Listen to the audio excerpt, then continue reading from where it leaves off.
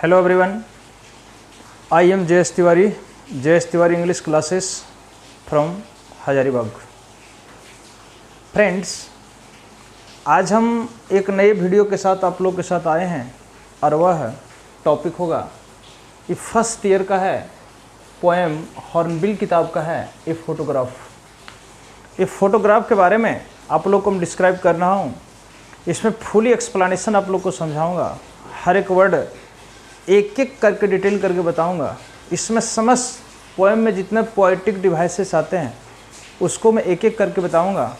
इस वीडियो को बिल्कुल स्किप न कीजिएगा, लास्ट तक देखिएगा और लास्ट तक देखने के बाद आपको कमेंट करना है और कमेंट करने के बाद आपको लाइक करना है, वीडियो को स्टूडेंट्स के बीच में शेयर करना है।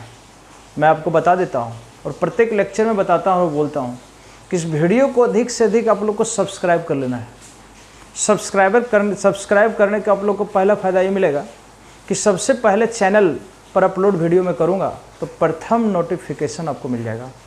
और ध्यान रहे, इस चैनल पर सिर्फ फर्स्ट ईयर का ही वीडियो अपलोड नहीं करता हूँ, समझ सेकेंड ईयर का वीडियो अपलोड करता हूँ, कॉम्पिटिटिव लेवल एग्ज़ाम में भी देखता हूँ उसका वीडियो अपलोड करता हूँ, ग्रेजुएशंस का इंग्लिश ऑनर्स का क्लास लेता हूँ उसका वीडियो अपलोड करता हूँ, स्पोकन क्लास का भी क्लास लेता हूँ उसका वीडियो अपलोड करता हूँ। मैंने हर एक प्रकार के नोटिफिकेशन के लिए आपसे रिक्वेस्ट है कि इस चैनल को जल्द से जल्द सब्सक्राइब कर लें और लोगों के बीच में अधिक से अधिक शेयर करें।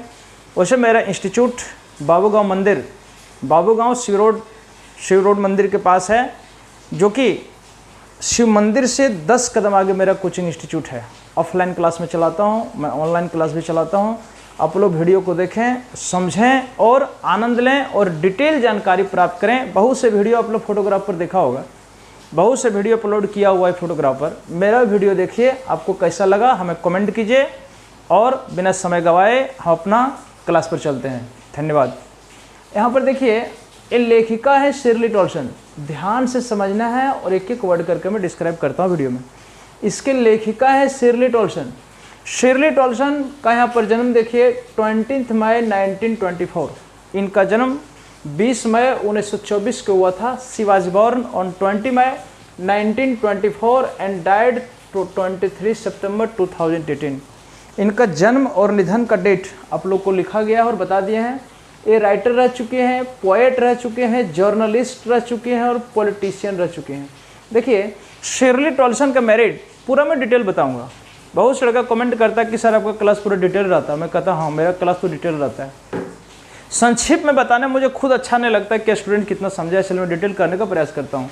वैसे तो ये सारी चीज़ एग्जामिनेशन में नहीं आता है, लेकिन हाँ कॉम्पिटिटिव लेवल का यदि इंग्लिश एग्जाम दीजिएगा तो ऐसे सारी चीज़ आपको फेस करने को मिलेगा। शिर्ली टॉल्सन का मैरिड जो हुआ था सो नॉर्मन टॉल्सन के साथ हुआ था। याद रखिएगा, नॉर्मन टॉल्सन के साथ हुआ था और इनके जो हस्बैंड थे आर्मी लेफ्टिनेंट थे। ध्यान रखिएगा दोस्त, शिर्ली टॉल्सन के जो हस्बैंड थे सो आर्मी के लेफ्टिनेंट थे। जो इनका जन्म शादी 1944 ईस्वी में, मैंने मेरी 1944 ईस्वी में किए थे, बट अनफॉर्चुनेटली 1951 में इनका मैरिज डाइवोर्स्ड हो गया। इनका मैरिज क्या हुआ? डाइवोर्स्ड हो गया। डाइवोर्स 1951 में हुआ और मैरी हुआ 1944 में, और जन्म हुआ देखिए 1924 में और निधन हुआ देखिए 2018 में। ये पोएम लिखी है शिर्ली टॉल्सन एट फोटोग्राफ। ध्यान दीजिएगा, फोटोग्राफ का संक्षिप्त समरी 2 लाइन में यदि हम बात करें तो सिर्फ यही होगा कि ये जो पोएटिस हैं शिर्ली टॉल्सन, ध्यान दीजिएगा, अपने ये पोएटिस हैं, ये लिखती हैं और ये बताती हैं कि कार्डबोर्ड सोज मी, यहाँ मी का प्रयोग शिर्ली टॉल्सन के लिए हुआ है। ध्यान दो, यहाँ पर पोएटिस की जो मम्मी है यानी पोएटिस की जो मदर है कि समय के साथ इनका निधन यानी देहांत हो चुका है, लेकिन एक फोटोग्राफ में इनकी मम्मी का जो फोटो खींचा गया था, ये photograph was capture her mother. उसका मम्मी का जो फोटोग्राफ खींचा गया था ये मेमोरी है, और इस मेमोरी मतलब होता है यादगार। यादगार चीज़ को याद करती है, मेमोरी को याद करती है कि वह ज़माना कैसा था जब हम ऐसे थे। किसी चीज़ को मेमोरी को याद करने के लिए व्हेन वो रिवर टू बैक, जब हम लोग पीछे लौटते हैं। ध्यान दीजिएगा, हेनरी बाघोन का भी आप पोएम पढ़िएगा डिट्रेट, उसमें लिखा मिलेगा कि फैंसी चाइल्डहुड को किस प्रकार से रिवर्ट कवि चाहता है। फैंसी चाइल्डहुड उनका यूथ में गल चुका। कभी कहता है कि I repent on my advancing age, मेरा जो एडवांसिंग एज आगे बढ़ रहा है, मैं रिपेंट करता हूँ। रिपेंट मतलब होता है पछताता हूँ, मैं अपने पूर्वोत्तर एज में रिटर्न करना चाहता हूँ, रिवर्ट करना चाहता हूँ। यहाँ पर पोएट्री जो है शिरली टोल्सन अपना याद करती है कि एक ज़माना कैसा था जब हम ऐसे थे और मेरी मम्मी कैसी थी। ये समस्त वृत्तांत जो है मेमोरी लेवल इसमें दिया हुआ। हम लोग लाइन बाय लाइन चलते हैं। यहाँ पर दिया हुआ कि कार्डबोर्ड शोज में, ये शिरली टोल्सन कहती है कि कार्डबोर्ड मुझे बताता है। कार्डबोर्ड का मतलब होता है गत्ता लगा हुआ फोटो को देखते हैं, फोटो फ्रेम करता है तो इस तरह से गत्ता लगा हुआ फ्रेमिंग देता है, ये फ्रेम बनाता है ना। तो ये फ्रेम कोई हम लोग कार्डबोर्ड कहते हैं। ये कहता है कि कार्डबोर्ड शोज में, कार्डबोर्ड मुझे बताता है कि हाउ इट वाज, उस समय कैसा था। व्हेन द टू गर्ल्स, जब दो लड़कियाँ, कजन्स वेंट पेडलिंग, जब दो लड़कियाँ समुद्र किनारे पेडलिंग कर रही थी। पेडलिंग का मतलब क्या होता है? Walk on a barefoot on the sea, sea में बैरफुट चलना। बैरफुट चलना मतलब नंगे पाँव चलना, उसी को हम लोग पेडलिंग कहता है। Each one holding one of my mother's hand, ध्यान दीजिएगा, दो लड़कियां थी, दोनों कौन थी? आपस में कजन्स थे।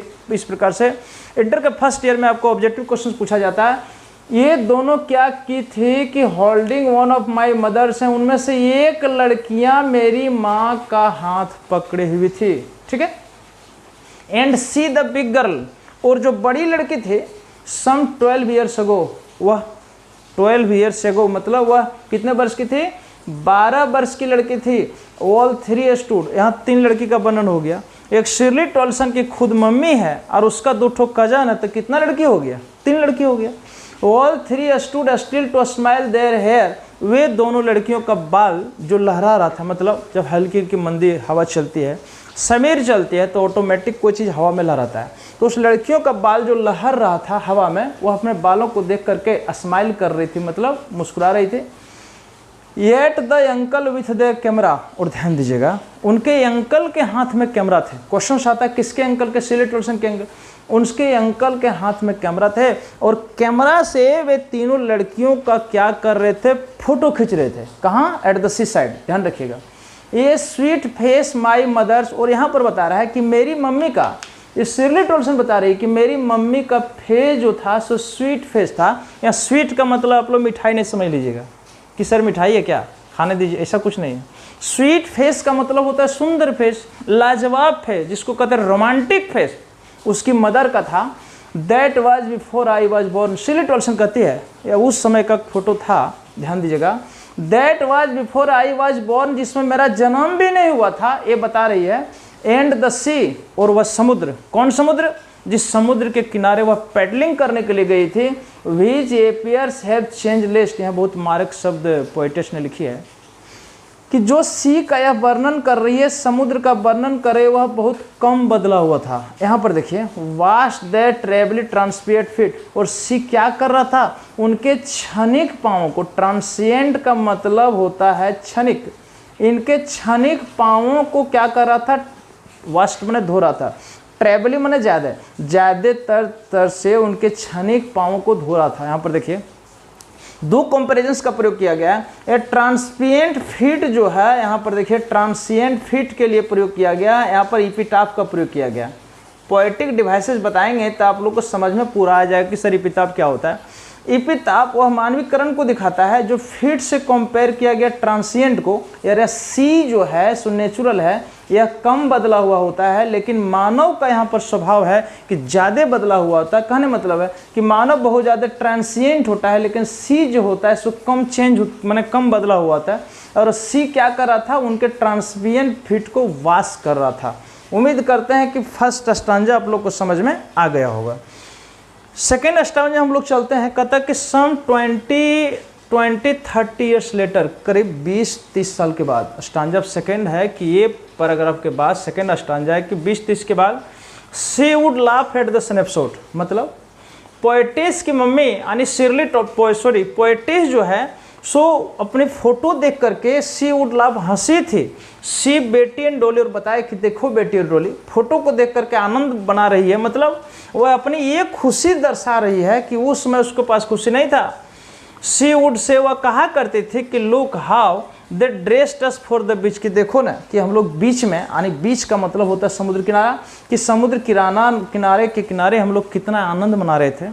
हाउ वी वेर इंजॉइंग, हम लोग कितना आनंद उठा रहे थे, ये बताती है कि द सी हॉलीडे, यहाँ पर देखो वाज हर पास्ट, लेकिन अब पोएटिस कहते हैं सिली टॉल्सन कि यह अभ्यास जो सी हॉलीडे, जो समुद्र किनारे हम हॉलीडे मनाने के लिए गए थे, वाज हर पास्ट, उसका पास्ट हो गया, मतलब भूत हो गया। भूत का मतलब हो गया कि अब बीत चुका है, वो आनंद अब उसे नहीं मिल रहा है जो आनंद उसे पूर्व में मिलता था। माइन इज हर लाउटर, सिर्फ उसकी खुशी ही सिर्फ अभी रह गई है। जो हंस रही है पोएटेस, सिर्फ वही हंसी है, वह चाहती है कि पुनः उस तरह से आनंद लें, पुनः समुद्र के किनारे जावें, लेकिन वह कहने तक पोएटेस के पास उपलब्ध नहीं है।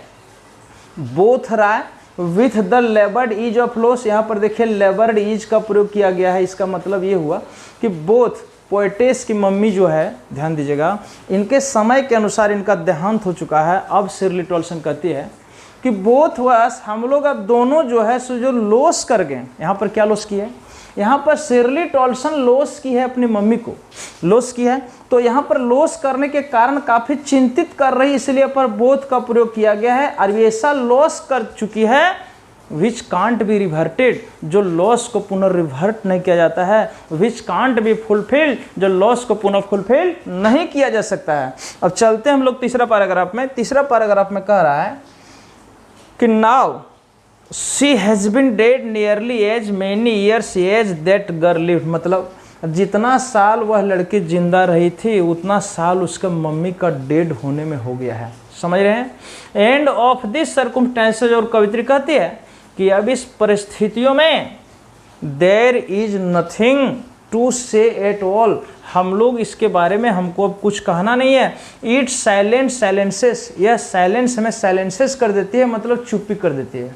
तो साइलेंस का यहाँ पर सीधा अर्थ डेथ बताता है, मृत्यु से इंडिकेशन करता है। पोएटिस यहाँ पर शिरली टॉल्सन कहते हैं कि मेरी मम्मी मरने के बाद I am pained with grief, मुझे इतना दुख हो गया है, इतना तकलीफ हो गया है कि I can't express my imagination with my words, वो अपने वर्ड से इमेजिनेशंस को मैं दर्शा नहीं सकता हूँ। लेकिन कवि के अनुसार यहाँ पर कहने का मतलब ये है कि व्हेन वी लॉस एनीथिंग, जब हम लोग कोई चीज़ को लॉस कर देते हैं, लाइफ में कोई चीज़ को लॉस कर देते हैं, तो we attempt to revert it, हम लोग उसको पाने का प्रयास करते हैं कि किस स्तर से उस चीज़ को पावें। लेकिन यहाँ पर बता रहा है कि साइलेंट साइलेंसेस, मम्मी के बारे में हमें अब कुछ कहना नहीं है, इसकी चुप्पी हमें हमेशा के लिए चुप कर देती है। लेकिन लाइफ ऐसा नहीं है, लाइफ इज चेंजिंग।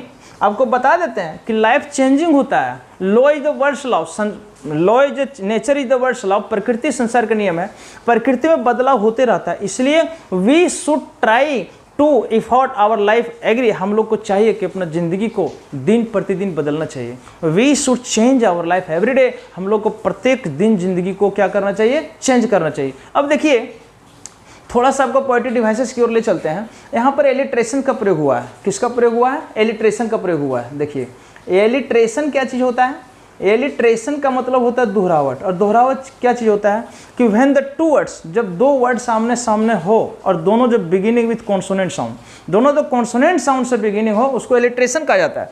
अब एलिट्रेशन में कहाँ आ रहा है, देखिए थोड़ा सा एलिट्रेशन को थोड़ा ध्यान दीजिए कि एलिट्रेशन कहाँ आया है। एलिट्रेशन सेंटेंस में ये 2-3 बार एलिट्रेशन का प्रयोग हुआ है। एलिट्रेशन कहाँ प्रयोग हुआ, देखिए यहाँ पर ये स्टूड स्टिल, कहिएगा सर कैसे, ये स्टूड है, एस से वर्ड शुरू है, यहाँ पर देखिए स्टिल है, ये भी तुम्हारा एस से शुरू है, तो ये स्टूड और स्टिल ये तुम्हारा एलिट्रेशन हो गया। और एलिट्रेशन देखिए माई मदर, एम है और एम है, बात समझ में आ रहा है, एम है एम है, तो यहाँ पर एक शब्द माई है, सेकेंड शब्द एम है, इसका भी शुरुआती लेटर एम है जो कि कॉन्सोनेंट है, इसका भी शुरुआती लेटर एम है, तो माई मदर और माई ये दोनों तुम्हारा क्या है, एलिट्रेशन है। और कोई हम लोग एलिट्रेशन देख लेते हैं, हाँ एलिट्रेशन मिला। एलिट्रेशन देखिए ट्रेवली और ट्रांसिएंट में मिला। ट्रेवली और ट्रांसमेंट में कैसे मिला, यहाँ ट्रेवलिटी तुम्हारा क्या है, कॉन्सोनेंट है, और ट्रांसिएंट भी क्या है, कॉन्सोनेंट है। तो ट्रेवली और ट्रांसिएंट ये दोनों तुम्हारा क्या है, कॉन्सोनेंट है। दूसरा हम लोग चलते हैं इंजाबमेंट पर। इंजाबमेंट पर, इंजाबमेंट क्या होता है, इंजाबमेंट ये चीज़ होता है कि जब फर्स्ट सेंटेंस की शुरुआत बिना किसी फुल स्टॉप या कोई पंक्चुएशन का हो और सेकेंड सेंटेंस थर्ड सेंटेंस तक वो बढ़ते रह जाए तो पूरा इंजाबमेंट ही कहलाता है। लेकिन यदि फर्स्ट सेंटेंस का शुरुआत करता है, वहाँ को कॉमा नहीं देता, वहाँ को पंक्चुएशन नहीं देता, तो वो इंजाबमेंट कहलाता है। तो इंजाबमेंट हमें कहाँ देखने को मिला, देखो वाज, प्रथम लाइन जो है इंजाममेंट है, यहाँ पर फुल स्टॉप हो गया, अब यहाँ पर इंजाममेंट नहीं मिलाएगा। देखो सो हेयर तक इंजाममेंट है, चूंकि सो में भी कोई फुल स्टॉप नहीं है, कोई पंचुएशन मार्क्स नहीं दिया हुआ, कॉमा इत्यादि नहीं दिया हुआ है, तो यहाँ भी नहीं, ये इंजाममेंट है, यहाँ भी दिया हुआ, ये नहीं मिलेगा, ये नहीं मिलेगा। अब देखिए सेकेंड स्टांजा टोटल तुम्हारा इंजाममेंट है, सेकेंड स्टांजा टोटल इंजाममेंट है। तो ये कुछ पोएटिक डिवाइसेस का प्रयोग हुआ, कुछ इपिथाट का भी प्रयोग हुआ है। इपिथाट का मतलब क्या होता है, देखो इपिथेट के मतलब होता है जो मानव की कुछ क्वालिटी को बताता है, कुछ विशेषता को बतलाता है। तो फीट विशेषता बतला रहा है ट्रांसिएंट का, जो ह्यूमन क्वालिटी को दर्शाता है। उम्मीद करते हैं कि एपिथेट भी आप समझ गए होंगे। ये वीडियो पूरा तरह से आपको हम समझाने का भरसक प्रयास किए हैं। वीडियो यदि अच्छा लगा होगा तो अपने साथियों के बीच में शेयर कीजिएगा, लाइक कीजिएगा, वीडियो को सब्सक्राइब कीजिएगा। मिलते हैं हम नेक्स्ट वीडियो में, तब तक के लिए धन्यवाद। जय हिंद।